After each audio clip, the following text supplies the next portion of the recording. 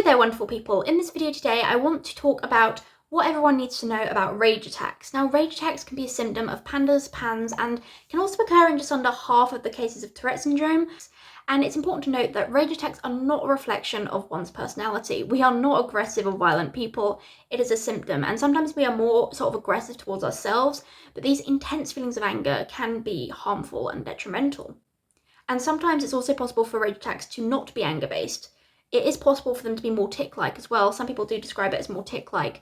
You know, their movements look aggressive, but they don't actually feel that way. But then for other people, it is anger-based. For me, my rage attacks were fully anger-based. However, it is important to say that although they were anger-based, my rage attacks were always just as involuntary, if not more involuntary than my tics. They had less ability to be suppressed than my tics, but they were just as involuntary. So that, I think, is the first point that people need to know about rage attacks, is that they're not a choice.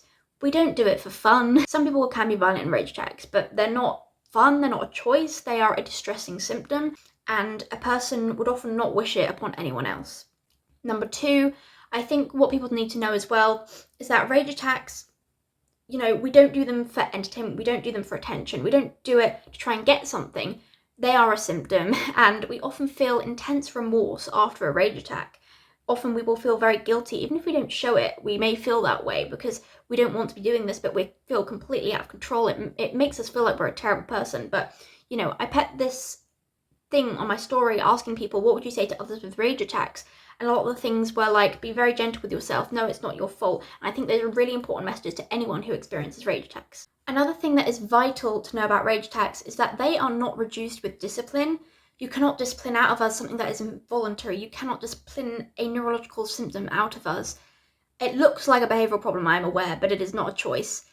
You know, we know we shouldn't be doing these things. We know we shouldn't be hitting out. We know we shouldn't be kicking. You know, we know we shouldn't be yelling or screaming, but we can't control it. We know it's wrong. We already feel guilty for it, but no matter how much we punish ourselves for the guilt and remorse, it doesn't go away. So, you know, punishing us to try and stop us from doing it doesn't make any sense because we already know we shouldn't be doing it. It's not going to teach us anything except that we are unworthy of love due to an involuntary symptom, and that is not a good message to send to anybody. So instead, I would say work on regulation skills, work on supporting the individual and teaching them skills that they can use when they feel that way, teaching them redirection if that's possible, redirecting the anger if possible, and also, most importantly, finding triggers. There are triggers sometimes for rage attacks, and, you know, you may feel like you're walking on eggshells around the person with the rage attacks, but sometimes the trigger goes deeper. For example, tic suppression. If a person has been suppressing tics all day, then the urge to tic can sort of accumulate and your body feels like it's filled with pressure. And this pressure can make us quite irritable, and it can look as if we're being set off by anything, but the deeper issue may be that they're suppressing tics. Another thing, food dye sensitivity. I'm aware it sounds a little bit outlandish, but food dye sensitivity is a thing. Brain imaging scans at Amen clinics have found that food dye consumption can increase overactivity in the brain. For some people, that can lead to irritability, aggression, and anxiety. So, you know, I would say look into that because that was one of my biggest rage triggers when I experienced rage attacks. I would have an explosion of anger and fury 6 hours after the consumption of food dyes. And that is very, very important to rule out if someone is reacting to food dyes or potentially even another food sensitivity, because food sensitivities can contribute to inflammation, which can impact the brain. So that's important to look into as well. And with food dyes, I'm not talking just about candy. Food dyes can be in anything. It can be in cheese, crisps. Food dye can be in almost anything, and sometimes you don't expect it. I mean, it's unlikely to be in fruit and vegetables, but yes, just check things. You know, cheese often contains food dyes, crisps often contain food dyes, so do rule that out as well. Another trigger could also potentially include just frustration, and I think it's understandable for a person to feel frustrated if they're dealing with something like this. For example, a person might be frustrated due to learning difficulties. They may have diagnosed or undiagnosed dyscalculia, which is difficulty with maths, or dysgraphia. They may struggle to write, and that may cause a lot of frustration in school. It may contribute to low self-esteem, which could potentially trigger rages as well. Sensory overload is also another trigger. People may be very, very, very, very overloaded by sensory input to the point where they become very irritable. In that case, you know, use ear defenders, use sunglasses, have timeouts, you know, give the person a safe environment where they can go if they start feeling that way. Sensory overload is a horrible thing, and a person really can't just suddenly calm down if they're that overloaded. Their brain cannot process the sensory input correctly. I did a poll on my Instagram story where I said, how far do you agree with this statement? Punishing someone for having a rage attack is the same as punishing someone for having a seizure, and 91% of people agreed with that statement. I also agree with that statement because, again, as I said, they are involuntary, and I'm repeatedly saying that because so many people who have rage attacks are labelled bad, defiant, naughty, and that is not the case at all. It is a neurological symptom. I know for me, when I had rage attacks, I would sort of sometimes forget how the rage even started, and afterwards I'd sort of zone out and stare into space, be pretty much unresponsive. You know, it was neurological, it was not a behavioural problem or a choice, and I had months and months worth of sticker charts and reward charts that never made a difference because that does not stop the misfired signals in my brain. I also asked on my Instagram story, do you think people should be punished for rage attacks? That question was specifically aimed at people who experience rage attacks, and 100% of the people in that poll said no. People should not be punished for rage attacks. We should not be punished for something we can't control. Rage attacks can be very, very dangerous. People may injure themselves or others during a rage attack, and I think that they're something that needs to be taken very seriously. Having rage attacks doesn't make a person evil or bad. They're ill, they're struggling, they're neurologically different. However you want to put it, they're struggling. It is important to know that doctors don't always know what's best in regards to rage attacks. And I say this because I did a poll and I asked people with PANS and PANDAS, have they been misdiagnosed with bad behaviour? 65% of people said yes. And I also asked other questions, like, have you been misdiagnosed with Tourette's? Have you been misdiagnosed with autism? But the one that was misdiagnosed the most was bad behaviour. People with PANS, PANDAS and autoimmune brain disease were misdiagnosed with bad behaviour more than anything else, according to that poll that I did on Instagram. That is absolutely terrible, because then these young people have their self-esteem destroyed for something they can't control, thinking that they're just naughty. And, you know, I've had very, very bad experiences with doctors regarding rage attacks. They gave the most harmful advice possible, and I made a video about that, talking about the mistreatment I faced in mental health services. I will try to put a link, I think it will come up here, but somewhere up here I will put a link to that video so you can go and watch that if you would like to.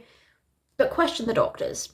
A lot of the negative experience I had could have been alleviated if people questioned the doctors and realised that they were wrong. I would say that the people who understand rage attacks best are those who have lived with it.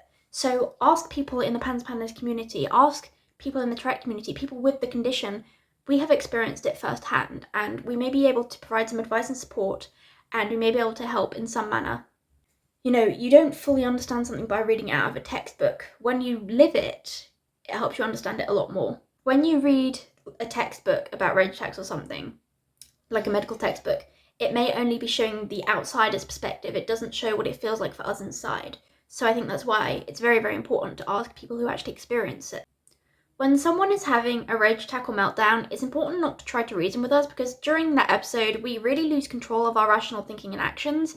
And because we can't think rationally, you can't really reason with us. And I know it's very difficult, but it just adds more sensory input, which overwhelms us further, and we can't really process it. So, you know, please do not try to reason with us during a rage attack.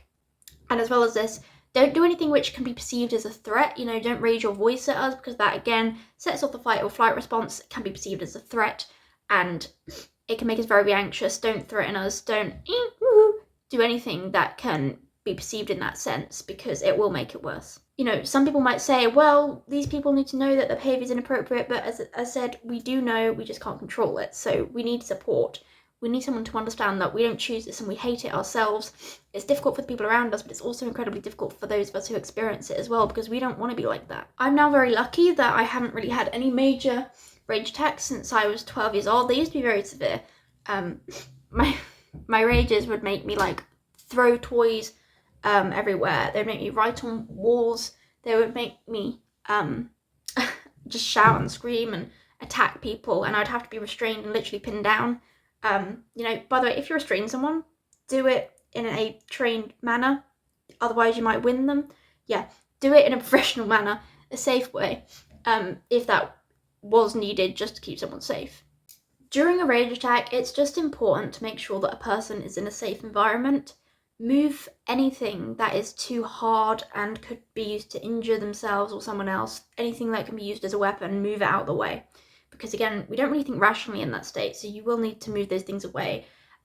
But just point out to the person that you're not moving these things away to punish them, because you know they can't control it. It's important to explain that, otherwise they might feel like they're being punished for something they can't control, and you know, it might make someone feel really upset, really unworthy. So do explain your intentions for moving things. Just say it's because we want to keep you safe. I can imagine it's extremely scary to see someone having a rage attack. I thankfully have never been on the end of watching someone have a rage attack. I've just been the one in the rage attack, which is scary itself. But of course, you know, if I can imagine if you feel responsible for someone who is that dysregulated that they can't regulate themselves, or they can't rationalize their thoughts, you know, I can imagine that can be very difficult. I think it's just important to help the person feel safe and, you know, speak, if you do have to speak, in a soothing manner, just so that they know that you're not a threat and you do care. It's important to remember that a person in a rage attack, that's not who they really are. What they say during a rage attack, they often don't mean it. Like, a lot of people will go and like apologize for something they said during a rage attack because we don't really mean it. But when we're that dysregulated, we don't really have the ability to think before we speak, and we might just say things out of intense anger that we don't really mean. So I think it's important to remember that. I think it is important to know that, during a rage attack we aren't really ourselves, so do try not to take it personally. And it can be the opposite of our personality, and it can also in some ways be the opposite of what we really mean. These young people who have rage attacks, they are not trying to be manipulative. They need someone to just reassure them that, hey, it's not their fault and that they're not an evil person. Because if a person does experience self-hate or feels like they're a burden of having rage attacks, that can be very dangerous. So it is important to just reassure a person like that after it's happened. If the rage attacks are caused by PANS or PANDAS, then it's really important to make sure that the brain inflammation is getting treated and that you are assessing for triggers. For example, Bartonella. A lot of people with PANS have Bartonella, and I know that can be strongly associated with rage attacks. Bartonella is a stealth infection. It can co-occur with Lyme disease, or it can occur on its own. And as well as this, as I said, you know, assess for food dye sensitivity or other food sensitivities. If you have if a person has Tourette's or PANDAS, they can have food sensitivities as well that could be impacting the brain. And I think that could be helpful to rule out. But unfortunately, you know, conventional doctors don't really rule those things out. So that's why some people feel the need to see a naturopath or an environmental physician. And some people do find that quite helpful, to just try to find those sort of underlying triggers that are less known.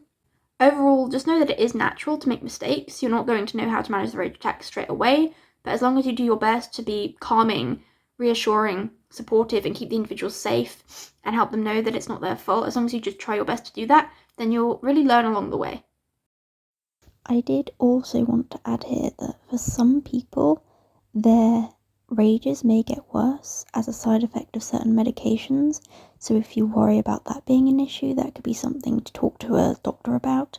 And I just say this because I know for me, when I was put on a higher dose of my medication for OCD, it was an antidepressant, it made me very aggressive and irritable. So if you do have that sort of concern, if it did get worse after starting a medication or increasing the dose, then do talk to a doctor about that to make sure that isn't the issue.